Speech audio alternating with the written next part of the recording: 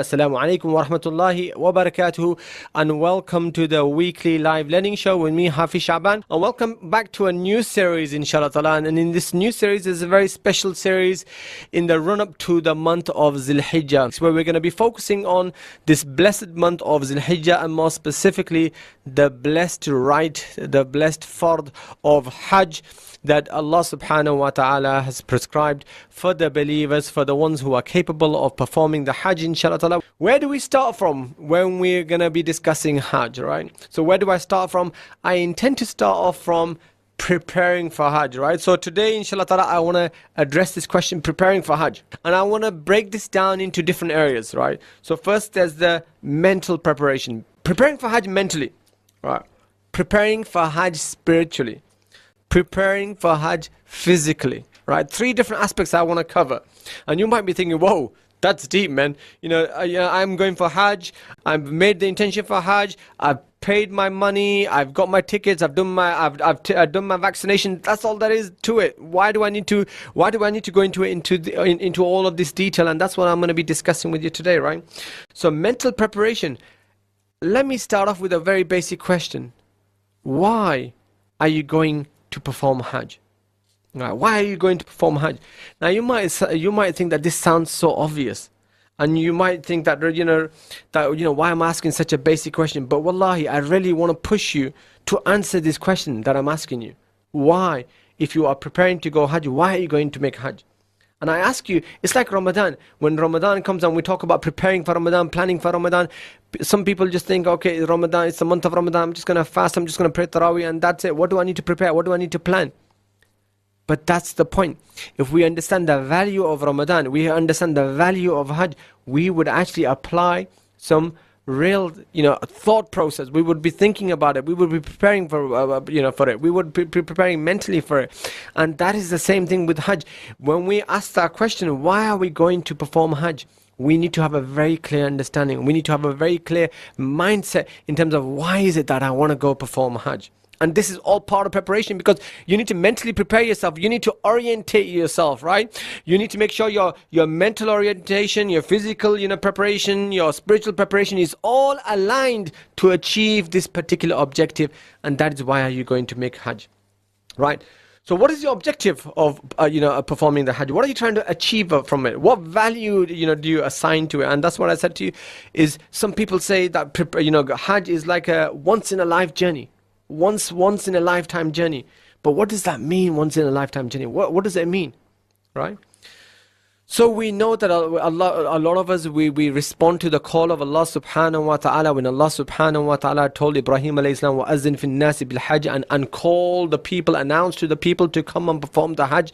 And we know that Allah subhanahu wa ta'ala made a Hajj an obligation upon the one who is capable, who is able, who has the financial means, has the physical means, right? Who doesn't have any other dependencies, and he is able to perform Hajj. Then it's obligatory upon him to go and perform Hajj, and without delay, let me add, right?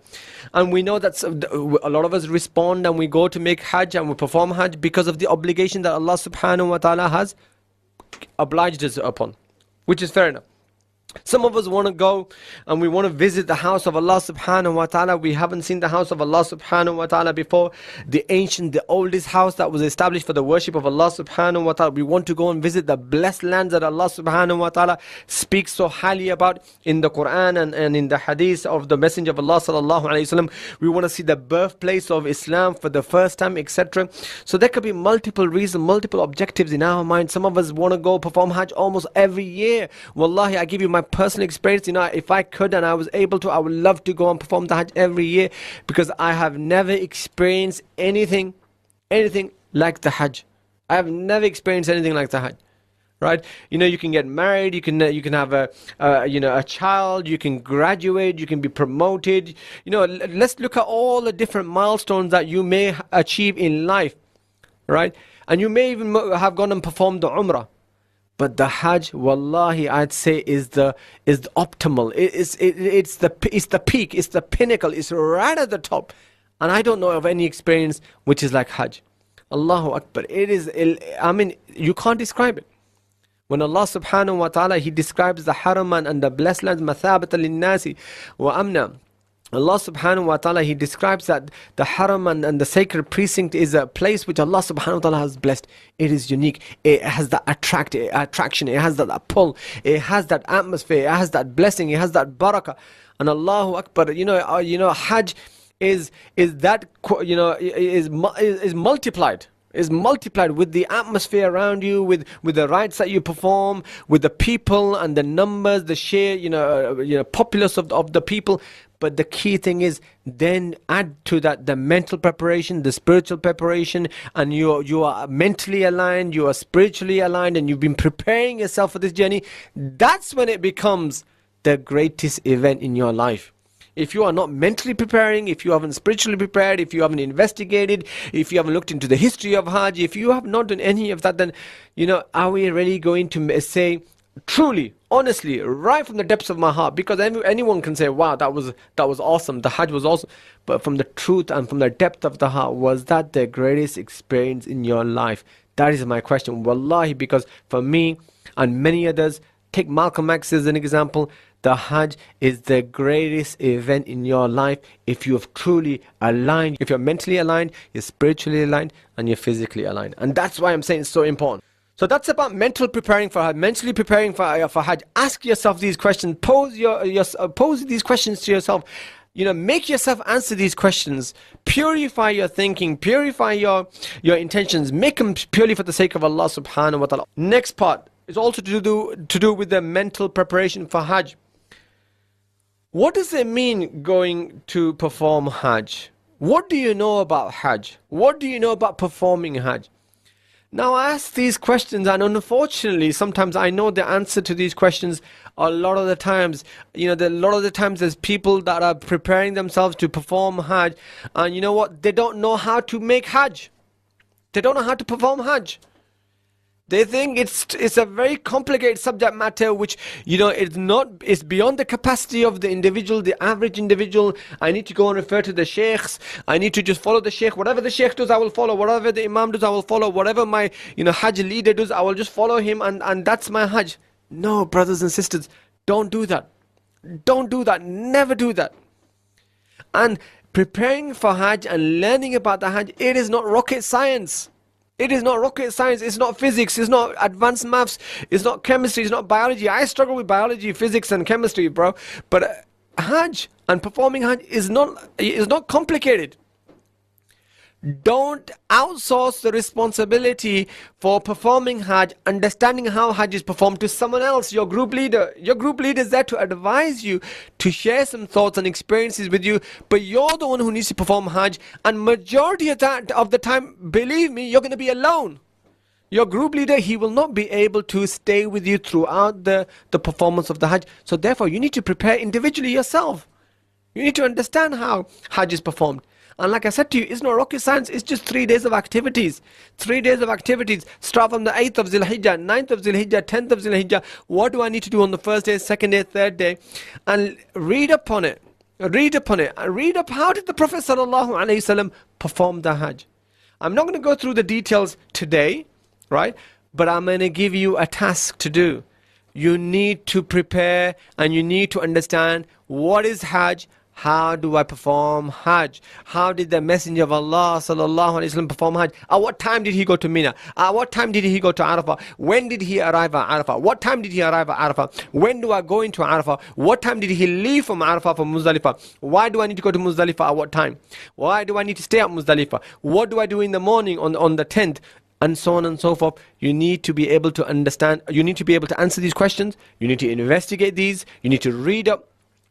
And don't go to perform Hajj until you haven't answered these questions, until you don't know what is Hajj and how Hajj is performed. And that will put you in the best position to be able to achieve the best from this great investment that you're about to make. And I want to go into the second area. Okay, we're still preparing for Hajj. We've talked about mental preparation for Hajj. We've talked about understanding Hajj, okay, reading up about Hajj, okay, knowing how to perform Hajj. Now I'm going to talk about spiritual preparation. Spiritual preparation.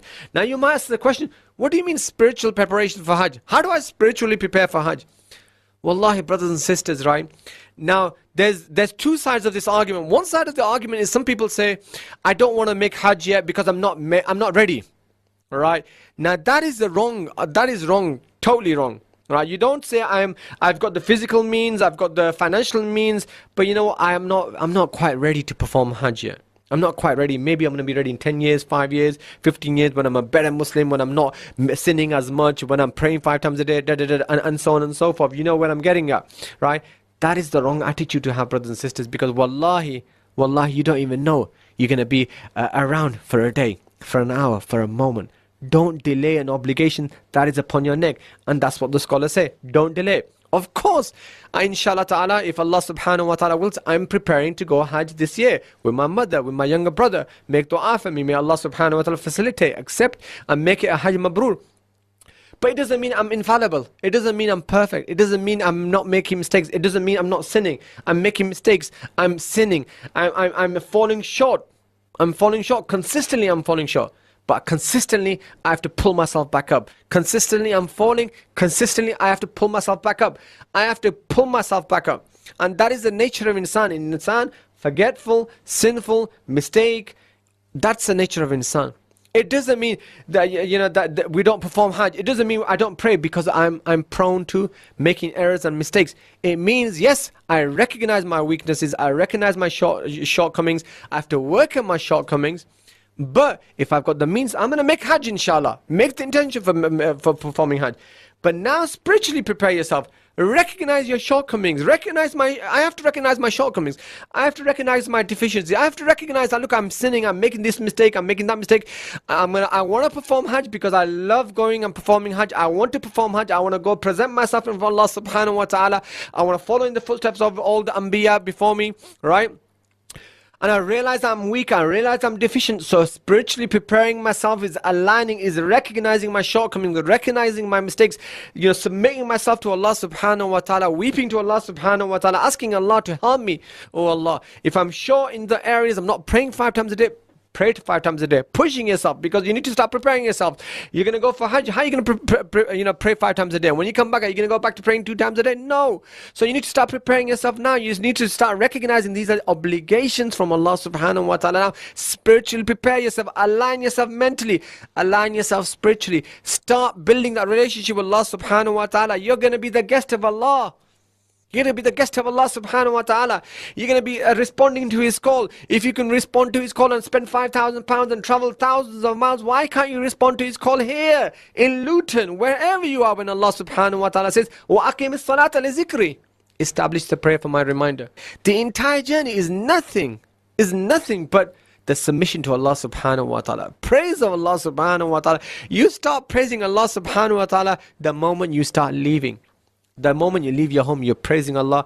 And the entire journey, the 2 weeks, the 3 weeks, the month, it's non-stop praise of Allah subhanahu wa ta'ala. Through that we seek to gain closeness to Allah subhanahu wa ta'ala. So the spiritual preparation is about connecting my actions with my Creator. Connection my action with my Creator. But not only connecting the actions of Hajj with my Creator, trying to then build a wider recognition that all of my actions should be connected with my Creator. All of my actions. You are following in the footsteps of all of these Anbiya, of the Sahaba radiallahu anhum.